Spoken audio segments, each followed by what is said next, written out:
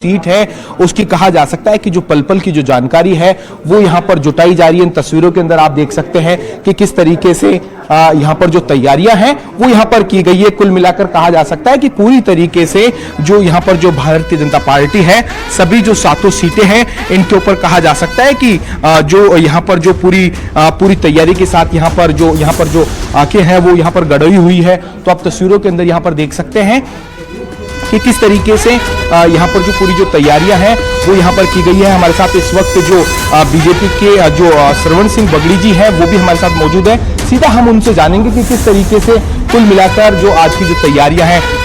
बगड़ी साहब, भारतीय जनता पार्टी लगातार 7 सीटों के ऊपर जिस तरीके से तैयारी की गई है, प्रदेश अध्यक्ष भी कह रहे हैं कि सभी 7 सीटों के ऊपर जीतेंगे, क्या कहेंगे? निश्चित रूप से आप देखिए कि जिस प्रकार से इन उपचुनाव के अंदर पार्टी में सत्ता और संगठन के तालमेल के साथ में प्रत्येक कार्यकर्ता की मेहनत के साथ में जिस प्रकार से चुनाव के अंदर भाजपा उतरी है, और इसी का नतीजा है कि जनता ने जो माननीय मुख्यमंत्री जी और माननीय मदन जी राठौड़ संगठन के हमारे अध्यक्ष हैं उनके ऊपर जो विश्वास जताया है वो निश्चित रूप से 7 जगह भारतीय जनता पार्टी का कमल खिलेगा। क्या कारण है इसके पीछे? कॉन्फिडेंस जो है बीजेपी का, इसके पीछे क्या कारण है? इसका मुख्य कारण ये है कि जब से भारतीय जनता पार्टी की सरकार बनी है और माननीय मुख्यमंत्री भजनलाल जी शर्मा इस राजस्थान के मुख्यमंत्री बने, आपने देखा होगा कि एक संगठन के कार्यकर्ता के रूप में जिस प्रकार से उन्होंने इस राजस्थान की जनता की सार संभाल की है और पिछले 10 से 11 महीने में जिस प्रकार से इस राजस्थान की जनता को संभाला और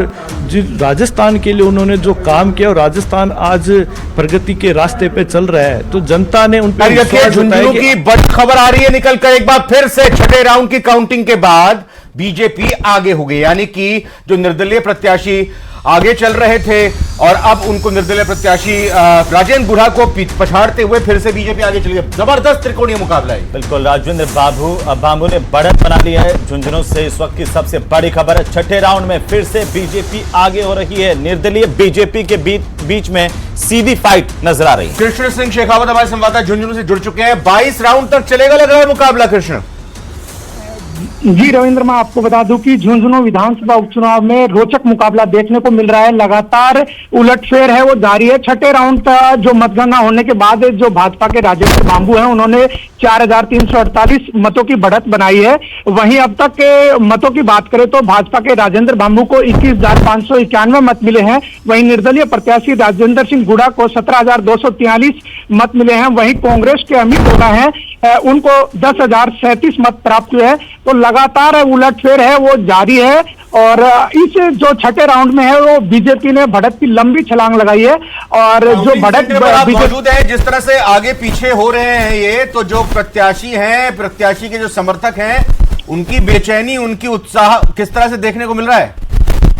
जी, अब तक राजेंद्र सिंह गुढ़ा के समर्थकों में उत्साह था और जैसे ही छठे राउंड का परिणाम आया है तो भाजपा समर्थकों में खासा उत्साह है और भाजपा ने जो है निर्दलीय प्रत्याशी की लीड तोड़ते हुए 4,348 मतों की बढ़त बनाई है। और जैसे ही अनाउंस हुआ है बढ़त को लेकर तो समर्थकों में काफी उत्साह, और जो सेठ मोतीलाल कॉलेज है उसके बाहर है बड़ी संख्या में भाजपा और जो निर्दलीय प्रत्याशी राजेंद्र गुढ़ा है उनके समर्थक मौजूद है। जी, लेकिन कृष्ण, यहाँ पर जो कांग्रेस को उम्मीदें थी, सबसे ज्यादा इस सीट को लेकर कांग्रेस को लेकर चर्चाएं थी, वो पूरी होती यहाँ पर नजर नहीं आ रही है। उसके पीछे क्या मान रहे हैं? जी, न्यूज 18 ने अपने तमाम दर्शकों को बताया था कि मुस्लिम समाज की जो नाराजगी है वो इस चुनाव में देखने को मिलेगी और उस बात पर मोहर लगी है क्योंकि मुस्लिम समाज जो झुंझुनू शहर है उसमें अच्छा खासा प्रभाव है और करीब 48,000 के आसपास झुंझुनू विधानसभा में मुस्लिम समाज के वोट हैं। और जो मुस्लिम समाज ने है वो टिकट की मांग की थी और उन्होंने मुस्लिम महापंचायत बुलाई थी और उसके बाद जब टिकट नहीं मिली तो मुस्लिम समाज है वो कांग्रेस की जो सभाएं हुई थी उनसे नदारत दिखाता और राजेंद्र गुढ़ा के समर्थन में मुस्लिम समाज ने बड़ी सभाएं की थी। और जो काउंटिंग जारी है उसमें भी जो सभाएं थी उनका परिणाम देखने को मिल रहा है। तो जो निर्दलीय प्रत्याशी राजेंद्र सिंह गुढ़ा और जो बीजेपी के राजेंद्र बाबू है उनके बीच जो मुकाबला है वह बिल्कुल। कृष्ण, नजर बनाए रखिए, अपडेट हम आपसे लेते रहेंगे। बहरहाल बहुत शुक्रिया हमारे साथ साथ जुड़ने के लिए, तमाम जानकारी के लिए। झुंझुनू से इस वक्त की सबसे बड़ी अपडेट, छठे राउंड में फिर से बीजेपी आगे हो गई है और इस वक्त हमारे साथ खास मेहमान भी जुड़ चुके हैं। जी हाँ, पूरा पैनल लगातार प्रवक्ताओं का, राजनीतिक विश्लेषकों का, वरिष्ठ पत्रकारों का हमारे साथ जुड़ता जा रहा है। हम बातचीत करते जा रहे हैं। राजकुमार शर्मा जी कांग्रेस से जुड़ चुके हैं। राजकुमार जी बहुत बहुत स्वागत है। आशुतोष जी हमारे साथ वरिष्ठ पत्रकार लगातार बने हुए हैं। अपूर्वा सिंह जी बीजेपी से हैं, बहुत बहुत स्वागत है अपूर्वा जी। और हमारे साथ लगातार आरएलपी प्रवक्ता मानाराम जी भी बने हुए हैं। आशुतोष जी, मैं पहले आपके पास आ रहा हूं।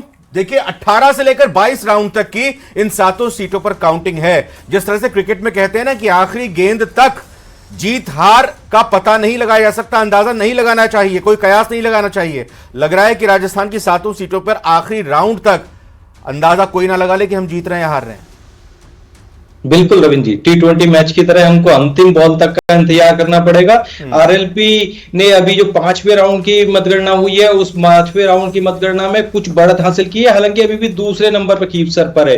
तो खीपसर, दौसा और साथ में झुंझुनू पर खास तौर पर हमको लास्ट मूवमेंट तक नजर रखनी पड़ेगी। हालांकि सलुम्बर और रामगढ़ के भी सिर्फ एक 84 को लेकर के एक तरफा अभी तक परिणाम आ रहे हैं, वरना हर सीट पर परिणामों के रुझानों में लगातार परिवर्तन होता हुआ दिख रहा है। 18 से 20-22 राउंड तक की जो गणना है, मुझे लगता है कि शायद इंतजार 1 बजे तक का करना पड़ेगा और अंतिम राउंड के बाद में जब सर्टिफिकेट हाथ में होगा उसी समय माना जाएगा कि कौन जीता। लेकिन एक चीज तय दिख रही है, जिस तरह की दावे भारतीय जनता पार्टी कर रही थी कि वह 7 सीटें क्लीन स्वीप करेगी, और उस तरह की परिस्थितियां बिल्कुल प्रदेश में बनती हुई नहीं दिख रही है। एक तरफा clean sweep Bharatiya Janata party नहीं कर रही है, वही कांग्रेस जो अपना पिछला प्रदर्शन दोहराने की बात कर रही थी और वो भी 7 सीटें जीतने की बात कर रही थी। कहें कि इंटरचेंज हो रहा है। इन रुझानों को देखें, 1 सीट पर कांग्रेस आ गया और 4 सीट पर बीजेपी आ गया, जबकि नतीजे इन 7 सीटों के इसके उलट थे। राजकुमार शर्मा जी, आप तो 7 सीट जीत रहे हैं।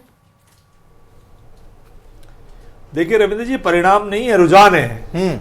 और अभी तो 6 राउंड हुए, लगभग 20 राउंड होंगे। आपके पूर्व सहयोगी मानाराम जी कह रहे हैं कि पूरा सरकारी तंत्र वहां लगा हुआ था और ये कुछ गड़बड़ी खींवसर में की गई है, इसीलिए आरएलपी पिछड़ रही है। आप कुछ कहेंगे इस पर? मैंने कहा हमको राजस्थान की जनता पे भरोसा है, हमको राजस्थान की जनता की सेवा करनी है और राजस्थान की जनता चाहती कि कांग्रेस पार्टी के उम्मीदवार जीत कर आए, इसलिए 7 सीटें पर कांग्रेस पार्टी के उम्मीदवार जीतेंगे। अभी रुझान है, 6-7 राउंड हुए हैं, अभी लगभग 20 राउंड होने बाकी हैं। लेकिन राजकुमार जी फिर भी अगर झुंझुनू जहां पर आपका गढ़ किला माना जा रहा था, शुरुआती रुझान में भी तीसरे नंबर पर हैं, देवली उनियारा में भी तीसरे नंबर पर जा रहे हैं, निर्दलीय तो आपसे आगे निकल रहे हैं, 84 में भी तीसरे नंबर पर, ये क्या हुआ? खींवसर में भी। रविंद्र जी, मैं इतना कह सकता हूं कि कांग्रेस पार्टी के तमाम छोटे बड़े कार्यकर्ताओं ने, नेताओं ने, कैंडिडेट ने शानदार कैंपेन किया। भारतीय जनता पार्टी की विफलताओं को जनता के बीच में लेकर गए। अब देवतुल्य मतदाता क्या फैसला करते हैं और नीली छतरी वाला क्या फैसला करता है, ये तो वही बता सकता है। मतलब आप कह रहे हैं कि ये दूसरा तीसरे की लड़ाई लड़ रही थी क्या कांग्रेस?